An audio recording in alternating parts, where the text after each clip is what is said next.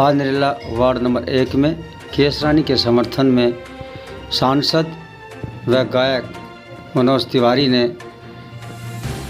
संबोधित किया कार्यकर्ताओं को। कार्यक्रम का आयोजन सफियाबाद रोड पर हुआ। काफ़ी संख्या में भाजपा कार्यकर्ताओं ने भाग लिया और मनोज तिवारी ने केसरानी जी के पक्ष में वोट डालने की अपील की और कुछ भाजपा से के लिए उन्होंने गाना बनाया है, उसको भी गा करके उन्होंने सुनाया। की नहीं, पूरे देश की शान माननीय मनोज तिवारी जी आए और आकर हमारा मार्गदर्शन करेंगे। तालियां बजाकर मोहन भाई का वो प्यार भूल नहीं सकता। एक बार जोरदार ताली हमारे मोहन भारद्वाज जी के लिए बजाइएगा। बाकी मंचासीन सभी लोगों को, एक तो हमारे मंच पे ऐसा नेता है जिसका नाम संजय भगत, और हमारे दाहिने तरफ अशोक सिंह हमारे, हाथ उठाइएगा, ये अशोक सिंह जिंदाबाद। और हम तो सेवक ही हैं, हम तो बार बार एक कविता गा रहे हैं कि बीजेपी का मतलब सेवा है, सेवक हमको बनाए रखना। भोजपुरी को आगे बढ़ाया है। ऐसे हमारे न आपके पास कोई पुलिस का आदमी आ सकता है, न कोई एसडीएम आपको डंडा कर दिखा सकता है। आप रिकंस्ट्रक्शन करिए। हम चाहते हैं कि दिल्ली को सुंदर बनाया जाए, बढ़ते हुए परिवार के साथ अपना अपना घर अच्छे से बने। इस सारी चीजों में आज जो निर्णय हुआ है, अभी तो हो सकता है आपको लगे कि अचानक मनोज तिवारी कह रहा है, ऐसा कैसे हो गया, पता नहीं सही क्या। मेरे सामने बैठे मेरे माता पिता तुल्य बुजुर्गन, युवा साथी, मातृशक्ति, चुनाव के सिर्फ 2 दिन बचे हैं, तो आप सबसे इतनी अपील करना चाहूंगी कि अपने सभी मित्र, सभी रिश्तेदार, सबसे बात कर लो कि अब की बार केजरीवाल को यहाँ से मिटाना है। मैं तो चाहती बहुत ही सम्मानित, जिनके लिए हम दिन रात लगे हुए हैं, पहले भी 5 साल आपको सेवा दी है। मेरे साथ 12 से 17 में ऐसी हमारी उम्मीदवार आदरणीय केसरानी जी खत्री, केसरानी नील दमन खत्री, कभी नील दमन सोचते हुए मेरा नाम रहेगा ना, और हमारे बहुत ही सम्मानित पूर्व जिलाध्यक्ष और विधायक भाई नील दमन खत्री जी, त्रिपाठी जी का उसको ले गया था, तो भगवान हनुमान जी उसको तो ये कहते थे, मेरी नानी कहती है कि मस्जिद गिरा के जहाँ कुछ भी बने वहाँ हम कभी खड़े भी नहीं हो सकते। देखिए ये लोग धूर्त लोग हैं। इन्होंने तो ये भी कहा था कि हम श्रवण कुमार हैं और बुजुर्गों का पेंशन रोक दिया। इन्होंने ये भी कहा था किराएदारों को। दिल्ली की शुरुआत यहाँ से होती है, एमसीडी से, जो वार्ड है, तो किस नंबर पे आने वाले हैं?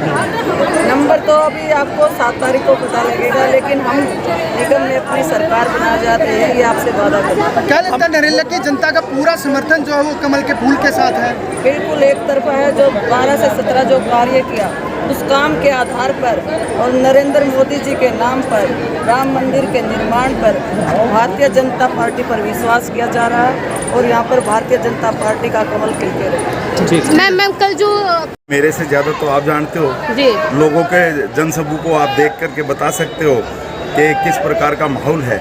नरेला वार्ड में भाजपा का कमल खिलना तय है और ये आज की सभा से तय हुआ है। आप देख रहे हो कि हजारों लोगों की संख्या, बहनों और भाइयों की इस एरिया के लोग आए थे और उन्होंने भाजपा को समर्थन दिया है सबने, और केसरानी को निश्चित रूप से आशीर्वाद मिल रहा है और पहले से भी अधिक मतों से केसरानी वार्ड नंबर 1 नरेला से निगम पार्षद नगर सेविका के रूप में काम करेगी। दिल्ली की हम बात कर लेते, दिल्ली सरकार जो है नगर निगम में वापसी के लिए कई सारे वायदे कर रही है, लुभावने वायदे कर रही है, जिसमें दिल्ली का फ्री मॉडल जो है जनता के बीच काफी ज्यादा सुर्खियां बटोर है। इस पर आपकी क्या राय है? अब जनता को भी पता लग गया कि ये जो फ्री मॉडल है, ये आप देख रहे हो कि किस प्रकार का फ्री मॉडल है। लोगों का एक भी राशन कार्ड आज तक, जब से ये सरकार आई है, आज तक नहीं बन पाया है।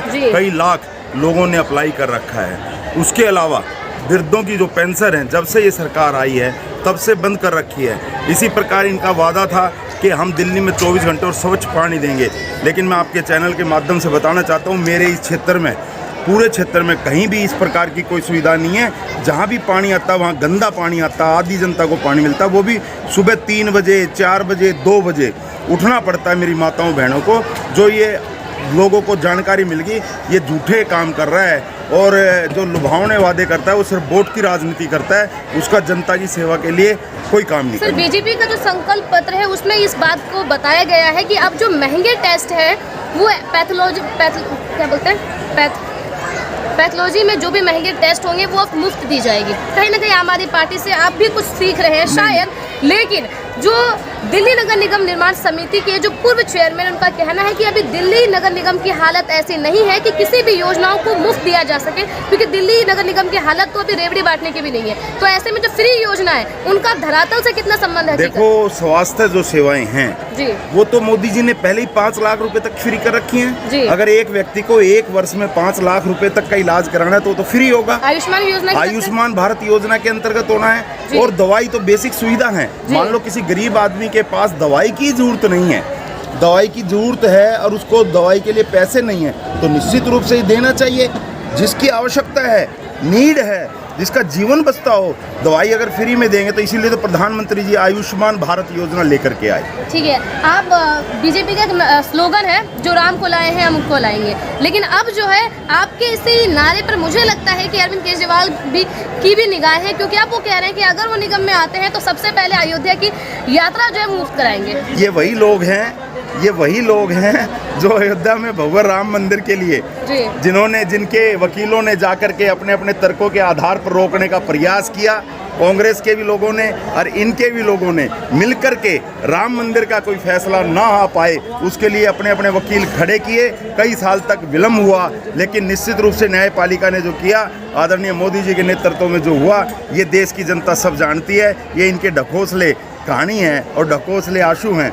वोट के लिए वो भगवान राम को याद करें चाहे हनुमान को, अच्छा है, हम तो मानते हैं अच्छा है, माने ना माने, लेकिन ये नहीं कि जब वोट की राजनीति आए तभी। जी हाँ सर, आप कल चौपाल में आपकी जनसभा थी जिसमें आप बहुत भावुक दिखे। आप इतने भावुक हो गए कि आपने हाथ भी जोड़े और नाक भी रगड़ी, इसकी क्या कुछ वजह है? निश्चित रूप से मेरी जन्मभूमि है, जहाँ ये बात हुई है वहाँ की बात मैं आपको बता देना चाह रहा हूँ। वो मेरे दादा दादी, मेरे माता पिता, मेरे चाचा, मेरे ताऊ, इस प्रकार के वो लोग इकट्ठे थे। और मैं इंसान हूँ, भगवान नहीं हूँ। जीवन में किसी भी आदमी से गलतियाँ हो सकती हैं, इसलिए मैंने अपने माँ बाप के सामने, अपने दादा दादी के सामने, अपने चाचा ताऊ के सामने क्षमा प्रार्थी कह कर के माफ़ी भी मांगी है।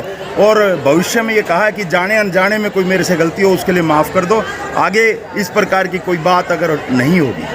आपके सेक्शन पर आम आदमी पार्टी का कहना है कि बीजेपी के पास अब कुछ नहीं बचा है, इसलिए अब वो लोगों को इमोशनली ब्लैकमेल कर रही है। ये तो उनके ढकोसले हैं। ये एरिया की जनता है, सब बता देगी समय आने पर। लोकतंत्र में वोट बता देती है, जनता बता देती है वो किससे प्यार करते हैं। और जिस तरह के दावे, जिस तरह के आरोप लग रहे थे, लैंडर माफिया, टेंडर माफिया, इससे निपटने के लिए क्या कुछ किया? क्योंकि हमें पता चला है कि आप जो है घर घर एफिडेविट पहुंचवा रहे हैं। हाँ। वो एफिडेविट क्या है, उसमें निश्चित रूप से लोगों के अंदर विश्वास होना चाहिए। जो केजरीवाल ने झूठा काम किया है कि मैं भ्रष्टाचार खत्म करूंगा, उसने कोई भ्रष्टाचार खत्म नहीं किया।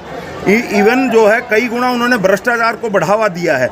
मैंने कहा है, मेरी धर्मपत्नी जो केसरानी है, उन्होंने एफिडेविट दिया है कि कोई भी भ्रष्ट अधिकारी या अवैध वसूली का काम या अवैध नशाखोरी का काम इस इलाके में होगा तो उसकी जिम्मेदारी होगी। लोगों को एफिडेविट दिया है और लोगों से मैं आह्वान भी करना चाहता हूं, कहीं भी अगर इस प्रकार की बात हो और उसका आपको समाधान ना मिले तो वो एफिडेविट लेकर के आना। और यहाँ तक भी कहा है अगर हम उसको रोक नहीं पाए तो हम निगम पार्षद से भी इस्तीफा दे देंगे।